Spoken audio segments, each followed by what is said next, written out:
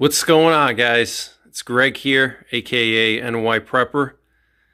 Just wanted to show you guys my fallout shelter and how I plan to survive nuclear war.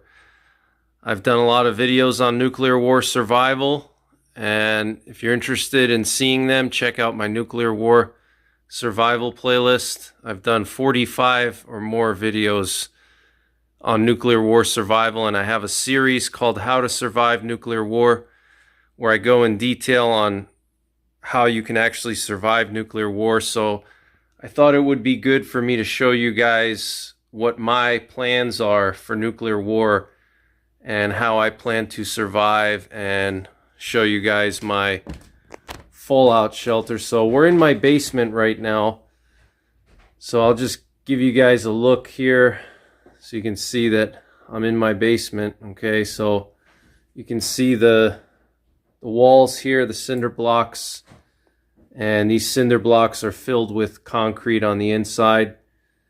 So I have several options here, but my first option is right here on this wall. You can see there's a doorway here, and there used to be a door here, but there's like a little nook in there. It's like a separate room, and you can see that it has cinder blocks all around it in this little room. And actually above this room there's a concrete pad on the top of it. But let me just show you guys.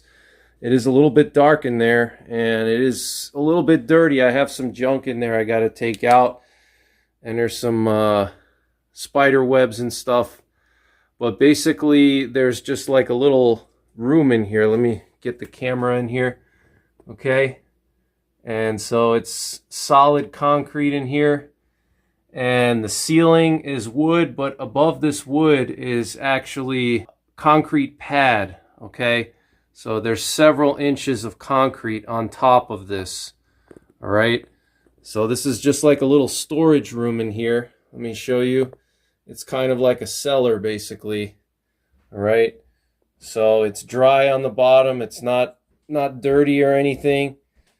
All right, there's a lot of wolf spider webs in here, but if there's a nuclear war, I'm not going to be super worried about it.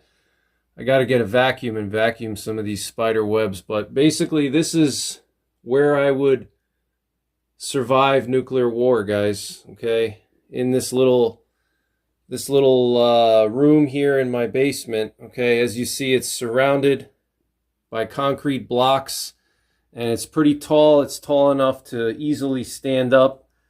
Probably about I would say maybe 8-foot ceiling here, 7 or 8 foot ceiling.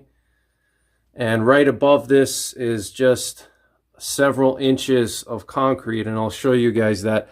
So this is a great place, okay, because number one, I'm in my basement already, and number two, it's like a separate room in my basement. Okay, and there's a solid concrete wall separating this room. All right, so you see right here, I got this block wall here, and then right here we got a block wall, and then here we got the foundation wall, and then beyond that is the dirt, and then above is several inches of concrete. Okay, so even just going in this room and staying in here, I would probably be in pretty good shape.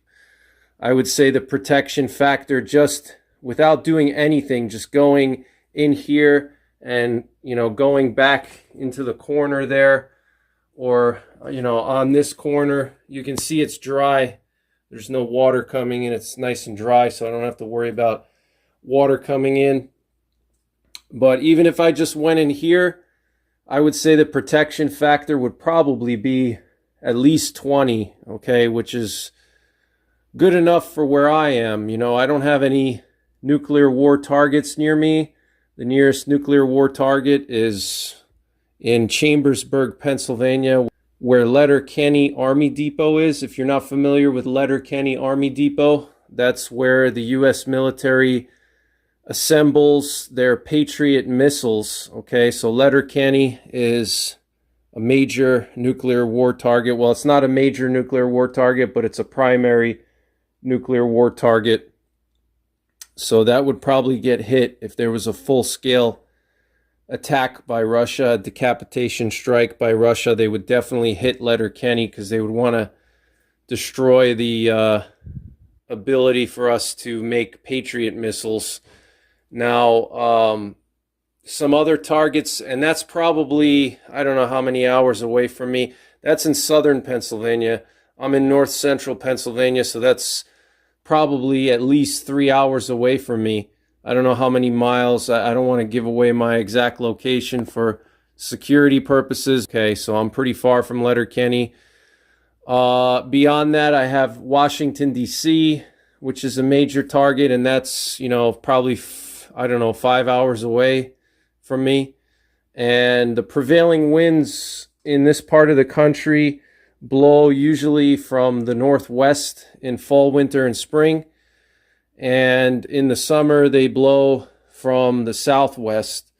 So even if they hit Letterkenny or Washington, D.C., the fallout would not go towards me, okay, because I'm kind of like directly north of D.C. and Letterkenny.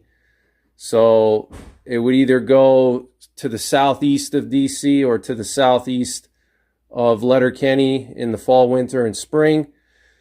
And in the summer, if the winds come from the southwest, it would blow towards New York, upstate New York, New England, and New Jersey. So other than that, there's no major nuclear war targets near me. Of course, I have New York City about 300 or 400 miles to the east of me. But again, there's rarely ever a time when winds blow directly from the east off of the Atlantic towards Pennsylvania. They're either southeastern winds or southwestern winds or northeastern winds. There's no east to west winds that would blow fallout from New York City area towards me. Okay, so there's not going to be a lot of fallout in my area, so I'm not super worried about extreme amounts of fallout. So I think even just going in here without doing anything, just going in here, I would probably be in good shape. So what I would do if I really was concerned, and what I most likely will do, is you see this doorway here, okay?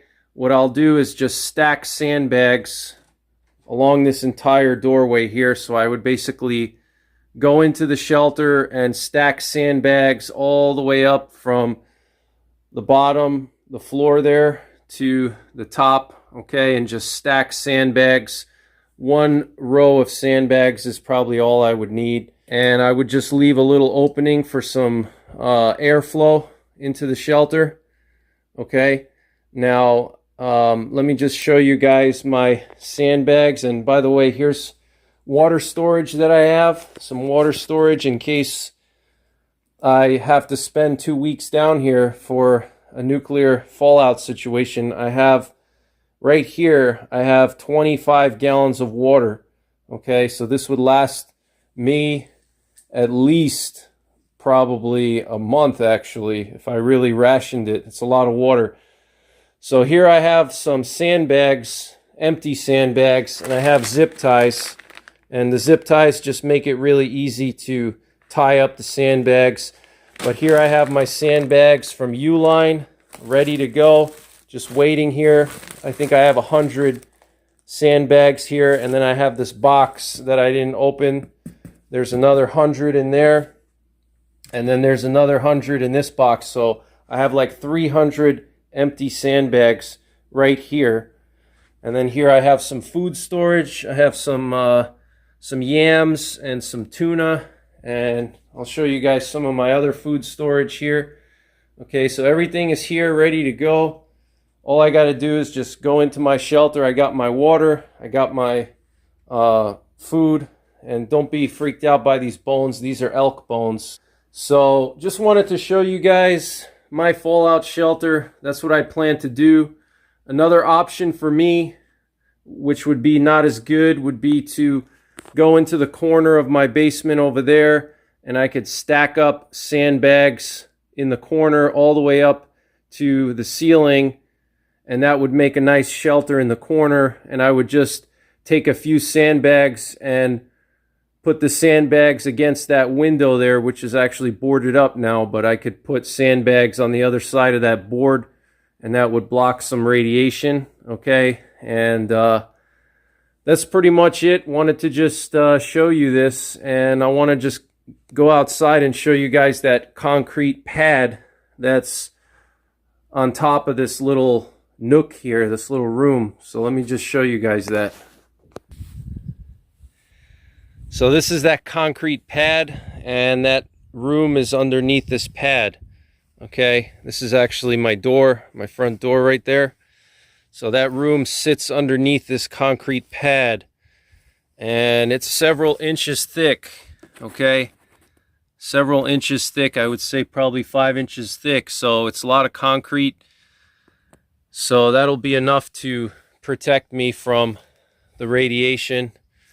And if I really wanted to get crazy, I could lay sandbags on top, which would take a while. But if I really was concerned, I could just pile sandbags on top for extra protection. But that's pretty much it, guys. I hope you found this video useful. Stay tuned to my channel for more nuclear war survival content. Check out my nuclear war survival playlist. I'll leave a link in the top right corner of this video. But that's pretty much it for now. Take care. May God bless you. May God bless America. And don't forget the 3 Ps. Prepare, practice, and persevere.